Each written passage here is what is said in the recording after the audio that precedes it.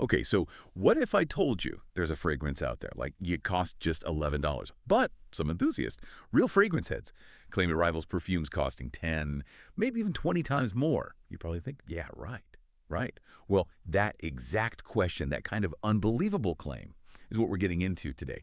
We're doing a deep dive into Al Rehab Choco Musk. It's a scent that's been making, well, quite a bit of noise in the fragrance world, sparking some pretty intense debate, actually. So our mission here is simple. Unpack these claims, really dig in. Is this super affordable scent actually the greatest bargain in perfumery? Or is it, like one source kind of jokingly put it, peak delusion from maybe an overexcited fan base? We're going to look at the details, see what the evidence says, and figure out if this really accessible fragrance is genuinely a hidden gem. Does it really outperform those expensive high-end rivals? And yeah, for this deep dive, we've leaned heavily on a really interesting review. It's from the YouTube channel Savage Reviews. Their video is specifically called Choco Musk Perfume Review, Hidden Gem or Overhyped Budget Fragrance 2025. Gave us a lot to think about. All right, let's just jump straight to the big thing. The price. We are talking $11 for a 50 milliliter bottle. I mean, that alone just makes you stop and think, doesn't it?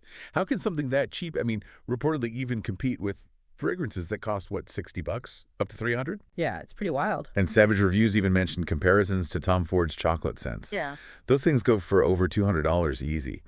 So this isn't just some budget buy. It feels like it's actively trying to, I don't know, pick a fight with the luxury tier. What exactly are we dealing with here? How does this even make sense? It's definitely an extraordinary proposition, and yeah, it absolutely challenges how we usually think about value in perfume. To really get how Al Rehab Choco Musk could possibly play in that kind of league, you got to look at the brand itself. Al Rehab, they aren't some flash-in-the-pan company, They've actually been making fragrances since 1975. Wow, okay. That's a long time. Yeah, almost 50 years of experience, nearly 5 decades in the business. They're based primarily in Saudi Arabia and the UAE. Right. And their whole thing, their specialty is creating affordable Arabian and, Oriental style scents. Their slogan for a long time has been quality at its best. Sounds a bit generic, maybe. It can sound that way, yeah. But honestly, the user reviews, the fact the brand's been around so long, it suggests there's actually some truth to it. They seem genuinely committed. They've obviously spent decades honing their craft, their formulas, their supply chain, quietly building this reputation for delivering pretty solid, well-made scents in their niche. And Choco Musk just seems to be like a prime example of that whole philosophy working really well. This history gives them efficiencies, ways of working that maybe newer brands or ones spending tons on marketing just can't replicate. Okay, that legacy definitely adds some weight. It suggests they've had a lot of time to get things right. But let's get to the core of it for any fragrance. What does it actually smell like? Choco Musk. Because when you hear $11, let's be honest, a lot of us probably jump to assuming something basic, maybe even a bit chemically. Artificial? Sure, that's a natural assumption. Yet the way users describe it, it sounds completely different. Okay. Way more appealing. They consistently say the main notes are like a vanilla-heavy chocolate grounded with white musk. And then there are these distinct spicy notes, too, which apparently, and this is interesting, reviewers say they only really come out after maybe 10 minutes or so on your skin. Yeah, that development is key. And here's the part that really grabs me for a budget scent. People keep describing it as gourmand sweet without being cloying. Exactly. That's hard to pull off for any dessert-style fragrance, right? Let alone one that costs less than lunch. Absolutely. So you're telling me you could potentially smell like some fancy dessert, but it costs less than a burger and fries? That's kind of nuts. It is. And what really seems to set it apart, what users often point out, is how it delivers this really creamy, almost like a milk chocolate vibe. Okay. Beautifully mixed with those warm spices. It all comes together in this dessert-like quality that honestly feels way more sophisticated than you'd expect. Right. And that's a really crucial difference compared to a lot of budget gourmands. Often, those cheaper sweet smells can veer into smelling really artificial or just sickly sweet, sometimes even plasticky. Yeah, I know the type. But the general feeling on Choco Musk is that it completely avoids that trap. It somehow gives you this rich, edible-smelling chocolate thing that feels real, well-blended, not just thrown together or cheap. It really says something, I think, about the brand's focus on the actual quality of the fragrance liquid, the juice, even at that kind of price.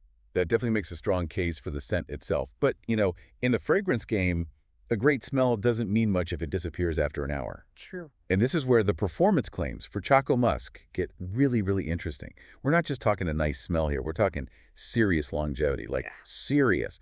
The oil version, specifically, people report it lasting up to 2 full days on clothes. 2 days? Yeah. Savage Reviews even mentioned this specific story. One reviewer found it was still totally detectable on a sweater 48 hours later. And it's not just how long it lasts. The sillage, the scent trail you leave, it's consistently described as moderate to heavy, which basically means this isn't some shy little skin scent you have to bury your nose in to find. Yeah. People around you will notice it. Definitely. But, okay, for those of us who've maybe been let down by too good to be true budget stuff before, what's the secret? Is it just like they crank up the concentration of certain chemicals? Or is there something else going on that lets it last so long for so cheap? That's a really good question. It gets right to the heart of why this thing is such a phenomenon. Because that level of performance, especially lasting multiple days on fabric and having that noticeable projection, that's usually what you expect from much, much pricier fragrances. Yeah. It's not just about specific aroma chemicals, though obviously they're part of it. It often comes down to the quality of those ingredients, the concentration, and crucially, how they're blended together.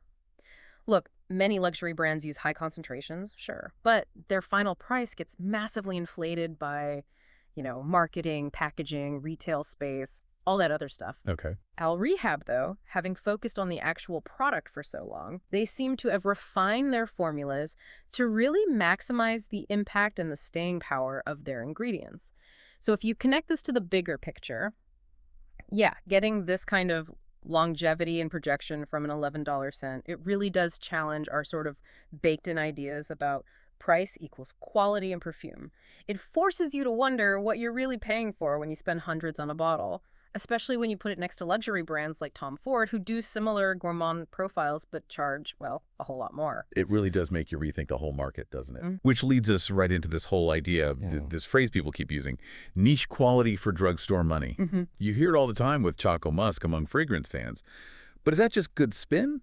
Or is there a real tangible reason why an $11 scent can supposedly stand up to fragrances that cost 20 times as much? Yeah. Like, what are they doing differently that lets it punch so far above its weight class price-wise? Yeah, and this is where digging into how Al Rehab actually operates gives us the key insights. That whole niche quality for drugstore money feeling comes from the simple fact that Choco Musk delivers. It gives you a complex smell, it's well blended, and it lasts an incredibly long time. Those are qualities that usually, they command a premium price. Oh, yeah. For a lot of users, it genuinely does outperform more expensive fragrances, not just how it smells, but how long it lasts and how much it projects.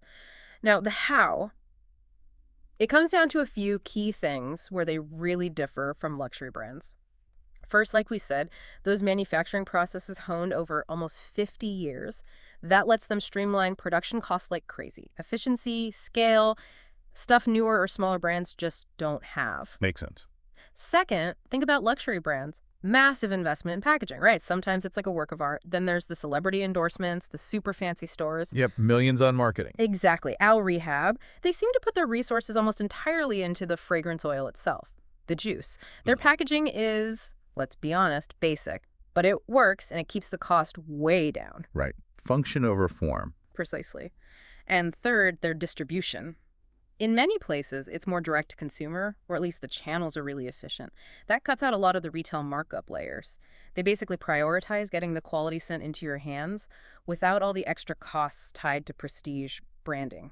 It's a really lean operational model. It lets them use good ingredients, create complex formulas, but sell them for a tiny fraction of the price. It kind of proves that value can come from just deep efficiency and focusing on the product, not just from, perceived luxury. Wow, that's a really clear breakdown of their approach. It explains a lot about how they hit that price point but still deliver. Okay. So even with all this praise, it sounds like Choco Musk probably isn't for absolutely everyone. Oh, definitely not. What are the potential downsides? Who might just hate this intensely sweet smell? Because from everything we're hearing, this is intensely sweet. Airy. And that chocolate note isn't subtle. It's like the star of the show, front and center, dominating everything. It's the main player. So the warning seems pretty clear.